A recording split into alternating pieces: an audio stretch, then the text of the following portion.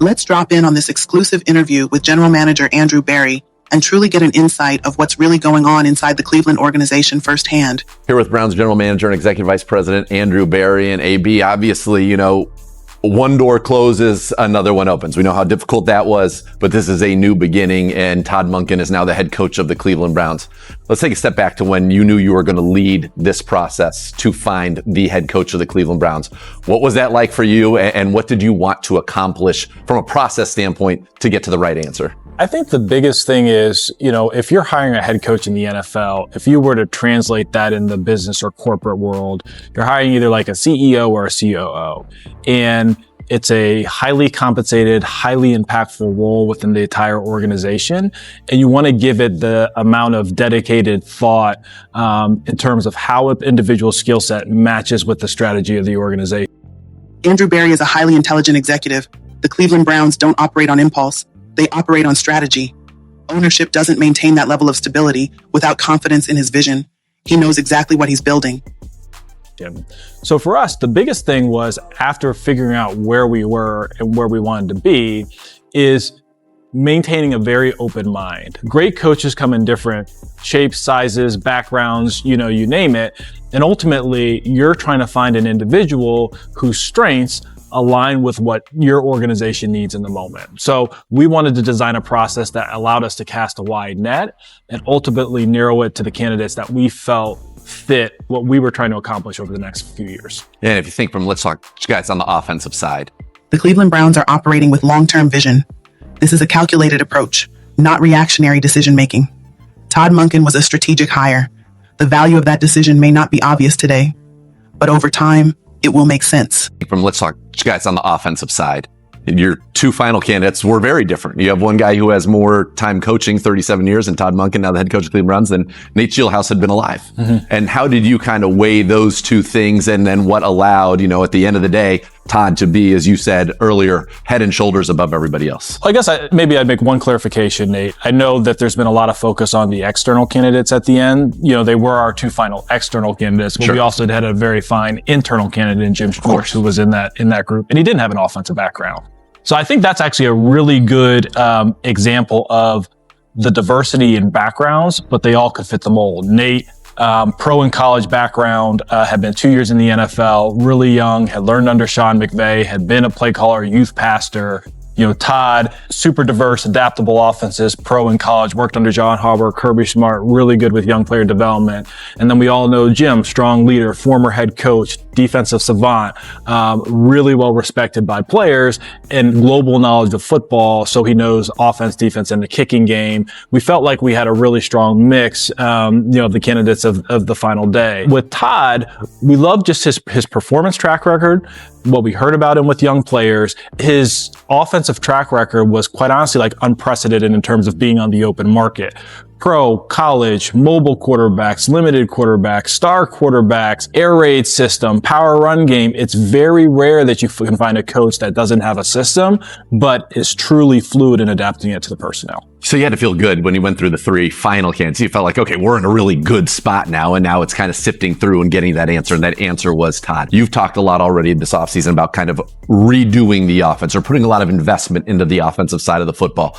How important, kind of as you went through this, was that shared vision of, here's what the coaching candidate, or in this case, what the coach Todd thinks versus what we think, and how we're going to kind of get that onto the same page and be collaborative to get to that right answer? I would probably make a comparison to maybe where we were coming out of the 2020 season, where in 2020, when we got here, our biggest priority was surrounding, our young quarterback, Baker Mayfield, at the time with as much as possible to make sure that the offense could get off the ground. Now, we had a very patchwork defense at the time, and going into 21, it was obvious to anyone who had any, two eyes watching football where our investments would be. Right here, you can see the evolution. Andrew Berry has learned from past missteps, and now he's executing with a fresh, disciplined approach. This is where the chessboard analogy fits.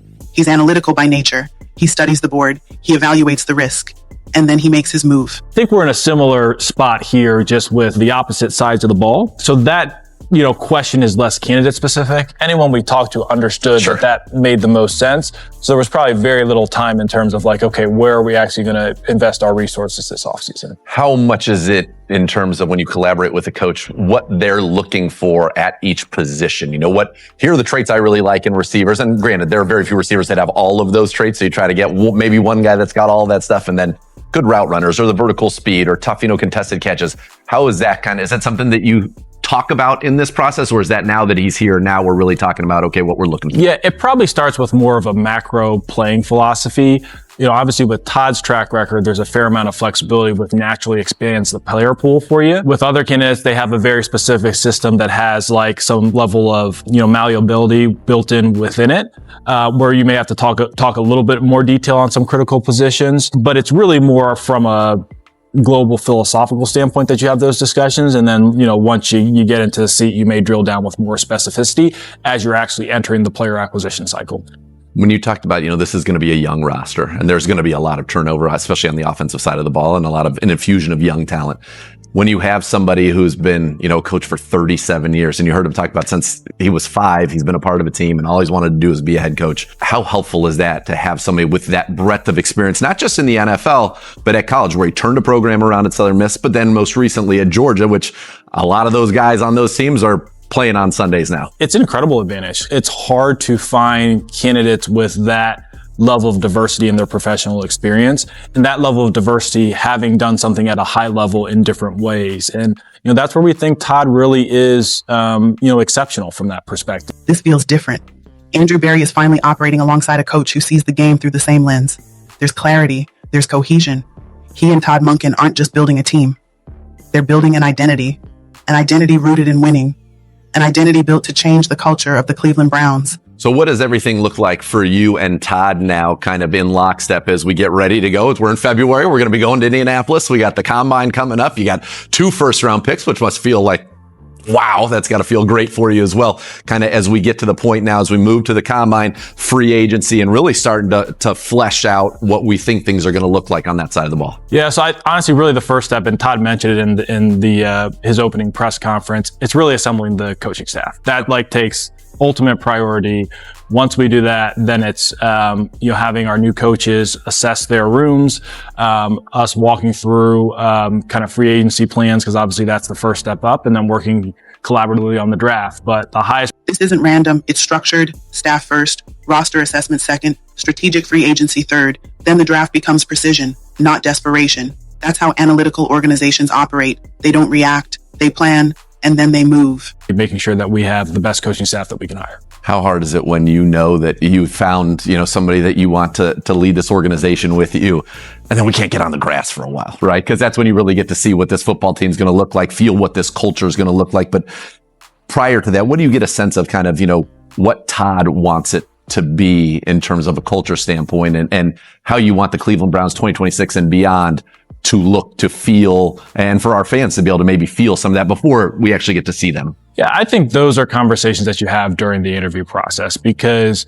and we talk a lot about alignment here. Yeah. You want to be aligned on that coming into it, as opposed to adopting one way or the other. Sure. And look, I think with good people, good football people, there's a fair amount of overlap with what people want to see. In terms of the impatience of seeing the team before the grass, honestly, we have a lot of work to do. So we'll take the time, and then once the weather gets a little bit better and we get to May and can hit the ground running, I'm sure we'll be pleased with what we see. All right, so now you've got Todd.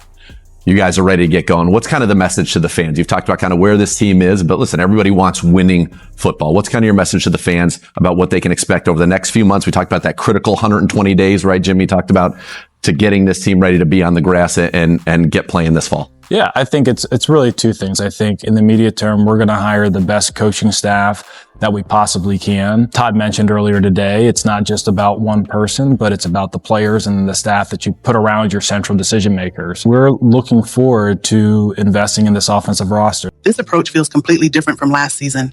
There's alignment now. There's structure. There's shared purpose.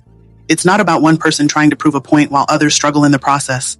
This time, it feels collective, strategic, intentional, winning at the forefront. Because when everyone is moving in the same direction, progress becomes possible. And yes, teamwork really does make the dream work. Shout out to the New Cleveland media for recognizing the shift. And the amount of flexibility that we're provided both from a resource standpoint and due to Todd's background, we're excited about the different possibilities and different avenues we can go. And a lot of, what we think through and what we talk through will be reflective of that. Well, thank you for the time and good luck. I know this is an exciting, very busy time for you, and let's go. All right.